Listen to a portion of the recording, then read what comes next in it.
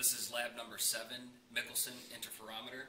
We're going to perform 2 experiments today, the first of which we're going to measure the wavelength of a laser, and the second we're going to measure the index of refraction of a glass plate. We'll start with the setup. We have a laser light source, and then we have the Michelson interferometer right here, which consists of a half-silvered beam splitter and 2 mirrors.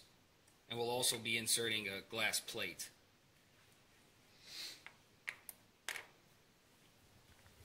And then in the back here we have a screen so we can project a larger image.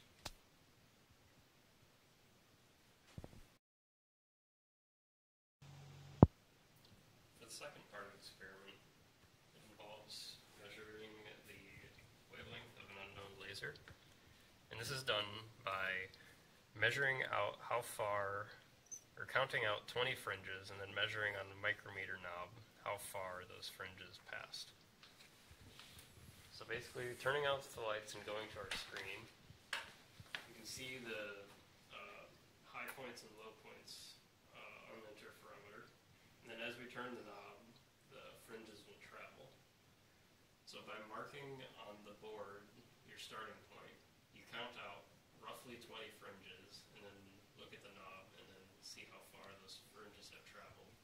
And from there you can calculate the wavelength of the laser. And this was done over 10 measurements or so in order to determine the wavelength.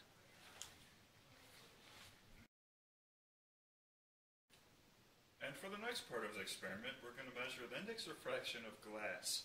So we grab our glass plate and put it on the sleeve rung, and we place it onto our interferometer. And what we want to do is start it at 5 degrees, so that way the angle of incidence of the laser hits at an angle. And then we're going to count the fringes. And we will also move it every 5 degrees and repeat the process of counting fringes until we get to about 30 degrees.